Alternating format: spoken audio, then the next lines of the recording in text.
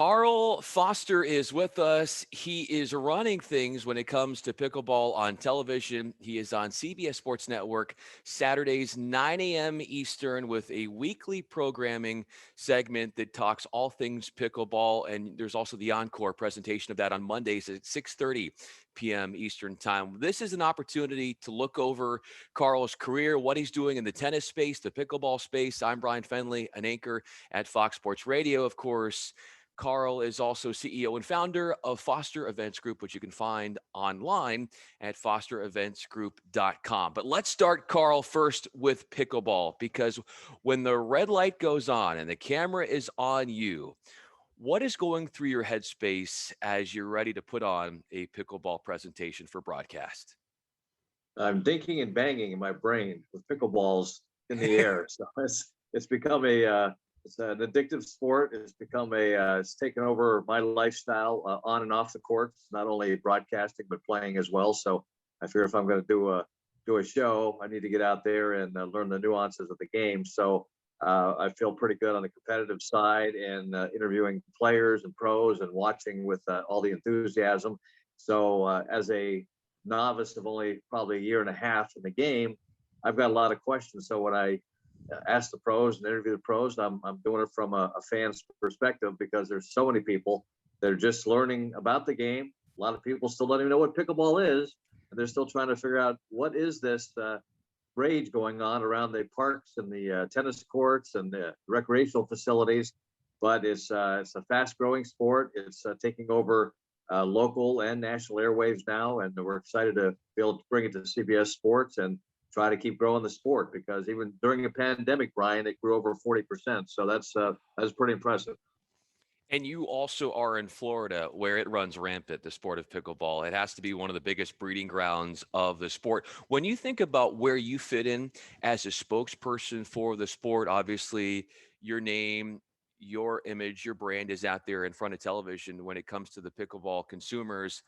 How much of responsibility do you have to help grow the sport yourself? And how do you feel like your position allows you to do that? Well, I think when I first entered and I started learning about this sport, and I talked to Melissa McCurley, who heads up pickleballtournaments.com. They run all the major tournaments. She's been doing this for over 6 years. And when I interviewed her, and she said, and I mentioned to her, I said, well, something hit me. It's maybe crazy, but I like to talk about doing a weekly pickleball show. And she said, well, the sport needs somebody with some media experience, and your background would definitely be a big help. If I'd be glad to help you in any way I can. And she's been with me all along the ride, and she's now my co-host on CBS. She also is a co-host for the U.S. Open coverage, and she's been very instrumental in helping me learn all the players and all the veterans that have been out there for some over 10 years. I mean, so it's new people entering the sport, but there's a lot of people that have been there for quite a bit of time, and we're just seeing them come onto the scene now, at a different level. So I feel honored to be able to have a privilege to be able to get into a new sport. This doesn't happen very often in our lifetime, where you see a sport come in that's not a fad, or we've seen different things, curling and all kinds of cornhole and other stuff that some take off and they're doing pretty well. And during the pandemic, there was sports being invented left and right. But I think with pickleball, it's more than a fad now. And I'm still talking to people who say, well, we're sponsored, and saying we're waiting to see if this is here today, gone tomorrow. Maybe it's just a quick fix. It's a fad. Once the pandemic is over, no one's going to be playing pickleball anymore. I don't think that's going to happen. I mean, I'm working very closely with the USA Pickleball Association, which is like the USTA in tennis, the governing body, and the growth with the 2 pro tours now, and just to see all the events and looking at all the communities around the country that can't build pickleball courts fast enough. There's a demand. There's a demand that they're filling right now, but they can't keep up with the demand. So that's a good thing to happen, for a sport, to see that, all ages from 8 to 80 are entering into this sport and having a great time. That is Carl Foster. He is joining us on Twitter at Good Sports Foss. I'm on Twitter at Bryan Fenley. Yes, Carl, like you said, it's just multi-generational, the interest in this sport and why it's not going anywhere anytime soon. Some of the younger professionals that have been at the forefront of this sport, people like Tyson McGuffin, Ben Johns, and Kyle Yates, What have you seen as far as how their personalities have enabled you to have more fun with your job and also to get the word out about the sport? Yeah, it's interesting. I mean, these guys are very obviously very open, very excited about being interviewed by anybody in a new sport, and to see more and more now that they uh, Ben Johns have been very shy. You know, when I first started talking to him, he's the dominant player right now at a very young age and hasn't had a lot of media experience, but is definitely a top pickleball player. He reminds me of Pete Sampras, where he's very stoic on the court, doesn't show a lot of emotion, where Tyson McGuffin has a bit more of a personality, very excitable, gets pumped up, sweats a lot, wears flashy clothes, and he's become a bit of a crowd favorite. He's got some wild style with some crazy serves. And, and also some of the other guys now, Zane Navratil is starting to become a young, watchable, exciting player. Then on the women's side, you've got Simone Jargine, which is the veteran out there. She's dominant like Ben Johns. She's very good for the sport at 41, playing, Anna Lee Waters at 14, so you got a young, a young dynamic there where it could be her daughter, sometimes playing against each other with Anna Lee and her mother, Lee Waters, got to know them very well. Great couple here in Delray Beach, which is where I'm at most of the time. And so they were my first interviews when I started my show a little over a year ago, and it was very exciting, and they were very open. I did the first interview out of COVID because they were locked up and not playing, going anywhere. And I really had to almost beg them to come out. I said, hey, I'm doing this TV show. And he said, well, we haven't been out since COVID, and well, I'll be social distance. We'll wear masks if we need to, but I'll make sure we don't get too close to each other. So that was I started my show during COVID. Probably not the best time to start a pickleball show, but it just sort of happened that way. You named off some of the preeminent names in the sport, and yes, they are crowd favorites. What makes you, Carl, a crowd favorite based upon your charisma and your engagement with the consumers of this sport? Well, I don't know. I'm a crowd favorite, and I let the players be the crowd favorite. So I'm just more of the traffic cop out there, and doing tennis and golf and being in broadcasting ever since I was in the military, American Forces Radio. I got my training while I was in Vietnam, so I go way back and have a lot of experience in tennis, a lot of sports talk radio with Pete Rose and some other shows, and I've done quite a bit of broadcasting. So I just enjoy the interview process. I enjoy learning about people, letting them feel comfortable when I'm interviewing them. That's one thing that I've been blessed with, that talent. When people are done, they say, well, it was like going to the dentist. I was scared to death or nervous, and you made it so comfortable. And that's what I like to hear. I like to learn about people, let them do most of the talking. When I ask my questions, I don't go into long-winded questions and I don't need to promote myself.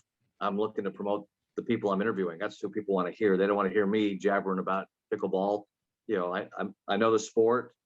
I'm somewhat of an expert, I guess, now in pickleball in a short period of time. But I lean to Melissa McCurley and some of these other people who've been around the sport a lot longer than me to help me with the growth of the sport. When it comes to your experience in Vietnam from a broadcasting perspective, what do you remember from those times? Well, I remember, distinctly. It's even though it was back in 1971 and 72, but that's where I got my start. If you know the movie My Story. I mean, it was my career field. It wasn't me, Adrian Cronauer, in the movie, but it was exactly what I did. It's we were being censored.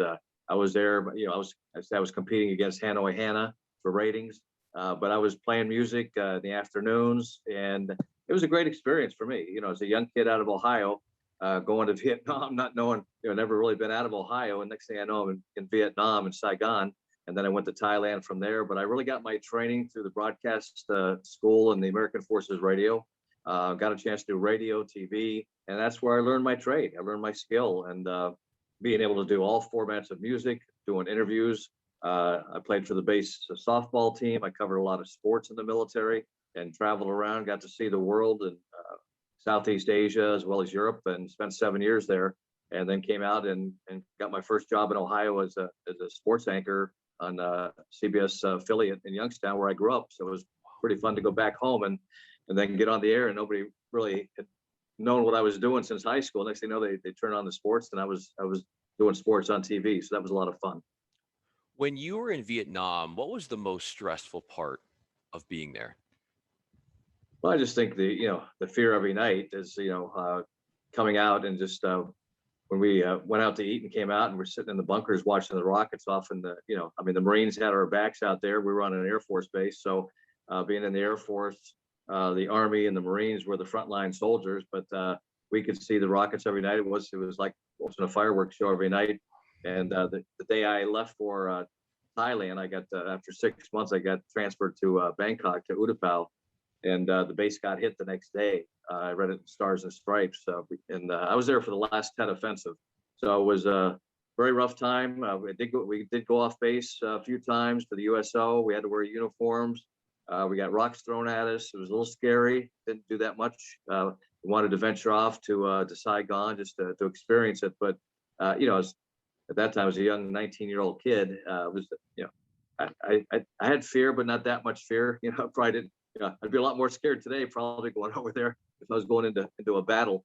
But we had to we carried M16s. We were experienced. Didn't have to use my weapons, and I was, I didn't want to. Wasn't looking forward to that. But so it was that was the thing. But then we had to, my job was to keep the morale of the troops up. To entertain the troops. We were their only link to the U.S. I mean, with the news and the updates that we would get over the teletype and the AP, and we had the Stars and Stripes newspaper, but we'd get the music sent to us, and we'd play music and talk about sports, and sometimes we'd get live sports, World Series and stuff like that would come over, different times of the day or night. So it was a great experience. I wouldn't trade it for the world. I hear you talking about when you were that age and how you were rallying the troops and being a morale booster. And I see you doing that to this day. You are a morale booster for people when it comes to sports broadcasting in the pickleball world and the tennis world as well. When it comes to your journey in sports broadcasting, what was the most courageous thing you did in order to overcome an obstacle that was in your way? Oh, good question.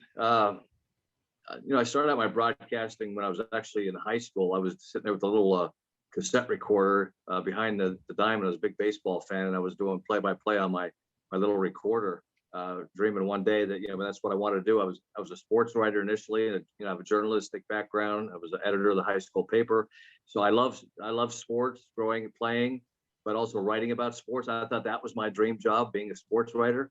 But then when I found out I could turn my words into radio and then TV, it became a whole new career opening for me. So I, try to figure out how to break into that, and the military allowed me to do that. I went into the military as a journalist, cross-trained into a broadcaster. So the journalism background helps me today because I write my own scripts. I learned how to type at a very young age, so before computers. So I was a pretty good typer. I could type my own scripts, type my scripts. Record them, produce them, edit them. I learned, I try to learn all aspects of doing every piece of the business, where sometimes today people come in maybe just as a talking head. They don't necessarily know how to write a script. They can read a teleprompter, but they're not good writers. They're not good journalists. They can't even type because they just dictate now into the machine. So, a lot has changed during my times. I got my first break when I got out of the military, and I got a job with the Cleveland Cavaliers as director of broadcasting. And I did that because I started a sports talk show in Niles, Ohio, when cable wasn't cool. Cable was on 6 hours a day with ESPN, with all they were airing was softball and fly fishing and everything else. But I had there was a test site in Niles, Ohio, a little cable system that had a studio. So I started Carl Foster Sports Probe, and I started interviewing athletes and coaches. And I didn't know any better. I just called them Cavaliers, and they had a new owner. I said, "Can I get the owner and the new coach to be on my talk show?" And they drove down an hour from Cleveland, Ohio, to my little studio and Wow. and I did an interview with him. And Ted Stepien at the time, if you remember the name, but he next morning he was impressed with the interview, and he called me up at 6:30 in the morning. I was already off to work. He called at 6:30 in the morning, and immediately he said, "You want to come up and work in Cleveland?" I said, "Wow." That's, and he said, first of all, he couldn't get me because I was already at work. And he said, for somebody to be at work at 6:30 in the morning after we just did the interview last night, I'm impressed by work ethic Wow. and the interview that we had. and I was living an hour away. So I just got married, and I got a job offer to go out there to help him set up a regional sports network and be the director of broadcasting for the Cavaliers. Got my own office, got my own car, got a credit card. I said, wow, this is like, $25,000 a year. I said, that's more money than I ever dreamed of back at the time. So that was my first big break that, I got an opportunity just by working hard and just following my dream of broadcasting with no clue or no idea that was in the cards. You continue to work hard. And what is it like structuring these weekly shows for CBS as far as how you decide about the content, what you're going to write, what interviews you're going to have? Yeah, it's a weekly show is it's pretty aggressive, as you probably know, just doing the shows. Any show, when I did my tennis and golf shows, I did 2 weekly shows, 30-minute magazine shows every week for 10 years. I did over 1,000 shows. I did hire a co-host for my golf show. As I grew my company, we had our own editing suite, and I had a team at that time. It wasn't me doing everything, but so coming up with the content every week. Sometimes it gets to be a challenge, but most of the time I have more content than I can even. It's more editing the content and coming up with the best things. Especially with pickleball now, it's so exciting, and that's what I like about it. I don't even have to think. When I go to an event, there's so many people to interview that I hadn't talked to before. They all have an amazing story, fun story about how they got into pickleball. And that's some of my questioning is because every story is so cool because they may have come out of tennis, they may come out of ping pong or racket sports, no sports background at all, soccer. They've come out of every different type of range, mothers, daughters, and people getting into the sport at 50 years old or 8 years old, and it's just, it's a cool sport to be around. And it's re-energized me because I was getting a little stale with golf and tennis, quite honestly. I've seen enough tennis in my lifetime to probably, never have to watch tennis again, but I'm doing a big junior tournament next month, actually. So I got to get back in the tennis mode here for the USTA 16s and 18s, where I'm doing a 30-minute special for Tennis Channel. And then we got the Delray Beach Open I do every year. I've been doing that for 25 years as the voice of that tournament, the only voice they've had. I do all the entertainment on the stadium and the interviews, the post-match interviews, and so forth. So that's been a love. It's a fun event to be around. It's to see it grow with the Champions Tour also, and to be able to interview guys like McEnroe and all these guys. So over the years with tennis, I owned a team tennis franchise with Billie Jean King. So tennis was my thing. I really took tennis like I'm taking pickleball now. I'm just following that template that I started 25 years ago with tennis, and I see the same, paradigm shift for pickleball. So that's what makes it easy for me. It's not like I'm starting from scratch. I've already done this before. I'm just changing, throwing tennis out and bringing pickleball in and using the same format, the same style, the same features that I did for tennis with a little twist here and there. So that's why it's so much easier for me versus just coming up with an idea and trying to start a new show or a new program. So I see a lot of guys out there doing live streaming. Everybody's trying to get into the pickleball market. They're trying to do some talk shows, and and I admire them. They're all trying to find a niche. They got a passion for pickleball, and it's cool. So and I admire anybody trying to get in the sport. I'm not out there to try to compete with anybody. I'm glad to be on CBS. I'm glad I've worked hard to get us there. I think the sport appreciates it. The people I go to when I cover events, it's open arms. When they see us coming, they're so happy and they thank me all the time for what I'm doing. So that makes me feel good. That's worth it right there. It's not a matter how much money you're making. It's the enjoyment. If you're having fun and doing your passion, the rest will follow. So if you're not doing it, I'm not doing it out there. Obviously we got to pay the bills and production bills and airtime bills. Those things are there. But if you've got the passion, and just doing shows, if you got the passion, you enjoy what you're doing, you're going to put the time and effort. If I'm working at 2 a.m, it's 2 a.m. I work when I want to work, and I got deadlines, and I create monsters sometimes, and I got to feed them. That's something unfortunate. As my friends and my wife said, quit creating these monsters. You're building it. Why are you working so hard? It's not work. It's not work. Carl Foster, humble, hardworking, and a heck of a talent. Joe, go check out his website, fostereventsgroup.com. Obviously, follow him on Twitter. Check out his work with tennis and pickleball, and certainly what he's done with golf in the past as well. I'm Bryan Fenley, an anchor at Fox Sports Radio.